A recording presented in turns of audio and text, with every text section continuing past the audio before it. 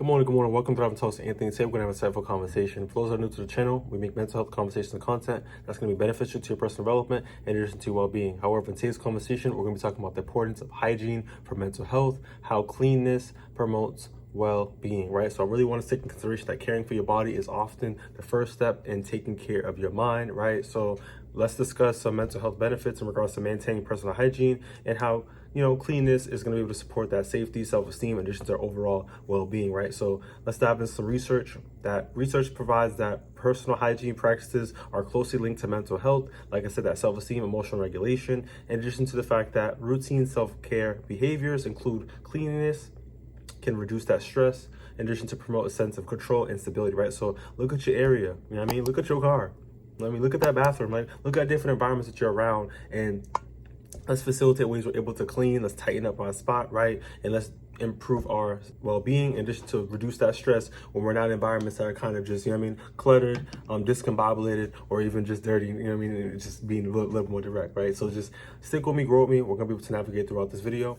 First segment, we're gonna be talking about the connection between hygiene and that mental health, right? So off rip, our first key concept is going to be that mind-body connection, right? So physical self-care influences emotional and psychological well-being, right? So our mind and body come as one when we are connected in that sense. Next is going to be that self-esteem and confidence, right? So maintaining our cleanness supports positive self-image and self-worth, right? So when you get your hair done, right, you tighten up your face, for the fellas up there, looking scruffy, we get a little lineup, and you doing those things, how you look is how you feel, and how you feel is how you look, right? So in that sense, we got to be able to take in consideration on our self-esteem can be improved by us tightening up our ourself and our self-image, right? Next is going to be that routine and structure, right? So the consistency, the hygiene habits create predictability and, stabilize mood and reduce anxiety, right? So for instance, for us, we wake up in the morning, hopefully everybody else, they look at themselves in the mirror, right? Brushing their teeth, right? Doing this practice is going to be helping us interact better with other people, because no one wants to be around people interacting with people that got a little breath is kind of kicking, right? So hot breath in that sense. So hygiene habits, we got to really take into consideration that, by having a consistent routine can help us reduce that mood, and also to reduce anxiety and other situations or predicaments, right?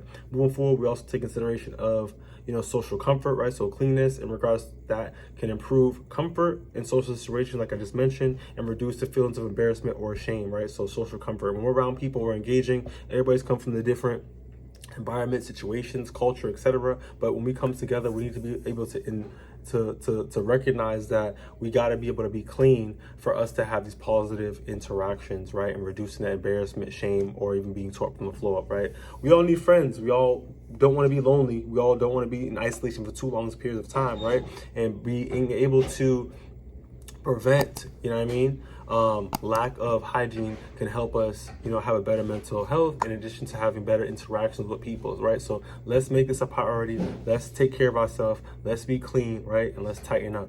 Next segment, we're going to be talking about mental health challenges and hygiene changes, right? So first key concept is going to be depression, right? So low energy and motivation can lead to neglect of personal hygiene, right? So don't look at someone, don't judge them. They homeless, or they got no money, that's their problem, right? Let's really look at someone's situation, their mood, right? What's really going on? Why are they preventing themselves from getting clean, right? So someone's concerns may be more, important than them getting washed up, right? So let's not judge somebody. Let's really understand why the person is doing what they're doing, right? But it can lead to, like I said, that neglect of their personal hygiene. Next is going to be anxiety disorders, right? So excessive or compulsive hygiene behaviors may be linked to heightened anxiety or OCD related concerns, right? So once again, some people have that depression, some people have anxiety disorders. This conditions that inhibit someone to be able to take care of themselves, or making things more challenging for them, right? We also have, like I said, that severe illness. So conditions such as schizophrenia or bipolar disorder can disrupt daily self-care regimens or their routines, right? So there's severe things or mental illnesses that take a toll in one's mobility for them to be able to do things for themselves. In addition to that as well, we have the stress and burnout, right? So chronic stress can interfere with maintaining consistent hygiene practices, right? So when we're taught from the floor or burnt out, we got no fuel in our body, right? To be able to even get into the shower, turn on that faucet, hit that hot water, so we disinfecting the body, you know what I mean? Disinfecting the germs off the body, you feel me? And just get bubbly with it with that soap and lavender up, right? So some of us may not even have the energy because we're burnt out, right? We have to take it easy, slow down, right? Prioritize what's important, which is you, right? There's no, things will not be getting done without our energy, without our essence, right? So we have to take care of ourselves before we're able to provide any other type of service that's deriving from the energy of ourselves, right? So slow down, take care of yourself, compassion, love, right? Clean yourself, right? Get yourself right. Tighten up, right? And then do what you have to do. So I really want us to take in consideration of just avoiding that burnout, avoiding that stress, and avoiding the negligence of, our hygiene. However, as I mentioned, there's reasons for it, but let's make it a priority if possible. Next segment, we're going to be talking about the emotional benefits of cleanness, right? So, we get a sense of control, right? So hygiene routines, like I mentioned before, help individuals feel grounded, right? So you have that structure in addition to capable of emotional distress, right? So this is going to help us kind of be neutral in a sense where we're able to maintain that benefit. Next is going to be emotional regulation. So clean environments and personal care can improve mood and reduce that irritability, right? So this is really big, you know what I mean? By being clean, by being around an environment that's clean to help you be more productive, you feel like you're able to, get things done. It improves your mood, right? You feel more adequate. You can engage with people. Like, things just feel much better than when you're crammed. Things feel sticky. Things feel dirty. You feel irritable, right? Like, what am I really in right now, right? And your mind's focusing on the little things rather than actual doing the work because you're in an unclean or uncleansed environment. So I really want us to take that in consideration of cleaning our spaces, prioritizing that for people, even for me. You know what I mean? Wherever I'm at, get the disinfectant wipes, wipe things down, make it clean for someone else. Don't leave, you know what I mean? Like, good people leave people or situations better than they initially were, right? So we got to take that in consideration, right? Let's shine, let's glow, let's do what we have to do, but let's really be clean so it's able to benefit not just ourselves, but the environment as a whole for all. Next, we're going to be talking about that stress regulation, right? So showering, right? Grooming, right? For the fellas out there, tighten up, right? Doing that maintenance is going to be able to help activate common sensory responses, right? So it's a great benefit. Next is going to be that motivational boost, right? So, completing small self-care tasks can increase that momentum and motivation throughout the day, right? So we got to be able to, like I said, we're affirming ourselves. We feel good about ourselves. We look good. That energy is going to just exuberate out of us, right? But at the same time, too, when it comes to our self-care regimen, we have to be able to provide that as a priority because that's going to help us continue pushing through, getting through whatever we got to get through, right? Almost like that resilience in a sense, right? So being clean really makes a difference. It really does. Next, let's talk about some practical hygiene strategies for mental health well-being, right? So off rip, this is something I always encourage is going to be start small, right? So simple tasks like brushing your teeth, as you mentioned before, or washing your hands can build consistency according to the APA. So we got to take in consideration that small little things can really make the difference. However, we have to take in consideration that we have to be at least trying to make that action initial action first to be able to have that consistency, right? So we got to evaluate that. Next is going to be create a routine, right? So linking hygiene habits to daily, schedules supports emotional regulations, right? So when we have consistency, we know what we're looking forward to, we know what we need to do, right? You go to the bathroom, use the bathroom clearly, right? Wash them hands, like make it consistent, right? It's going to help us out down the line for our future. In addition to that too, we also have reduce overwhelmness, right? So, breaking tasks into manageable tasks, avoid us that stress, avoid us making things feeling overwhelmed, right? So breaking things down, make it more manageable for yourself. Next is going to be use sensory comfort, right? So, pleasant scents, warm water, calming music can enhance, the emotional benefits as well. So sensory, like whatever makes you feel nice. You need a candle there, you need incense, right? Bath bombs, whatever, you know what I mean? Like do whatever is going to be beneficial to you that gives you that comfort and that pleasure, right? We also have adaptability, right? So hygiene routines should be flexible during periods of emotional difficulty, right? So, make it, like I said, accommodate yourself. You are the person that is going through whatever you're going through, right? So if you feel as if that you had a long day at work, right? hop into the shower, do what you gotta do, you know what I mean, long as you want it to be, or as short as you want it to be, but as long as you get in there, you scrub it up, you did something, you made the effort. However, if you feel as if you want to take a bubble bath, you feel me, throw a little balm, the Epsom salt, whatever, get your body, you know what I mean, like the muscle relaxer, you know what I mean, like do whatever you want to do that's beneficial for you, right? But accommodate yourself, right?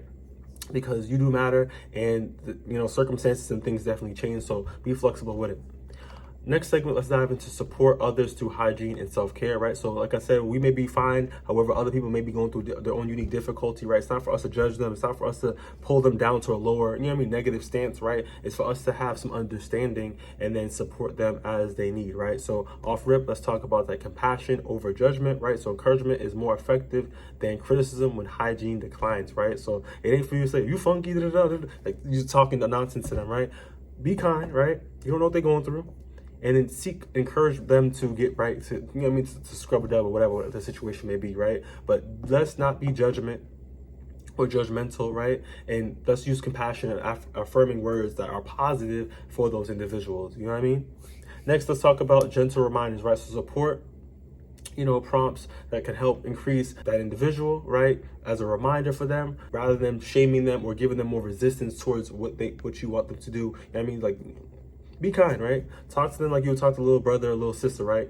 In a nice way, you feel me? So gentle reminders, like, isn't it about that time? Get back over there, you know what I mean? So next we're gonna talk about, you know, caregiver support, right? So families and caregivers that can be able to help, you know, establish a routine and reduce those barriers, right? So try your best as caregivers, and the moms, fathers, pops out there, right? And we have those people that's running group homes or shelters, et cetera, anywhere that's providing that support. We've really got to be able to establish a routine that can be able to help reduce the barriers, right? This can help consistency with the population of individual that you're working with.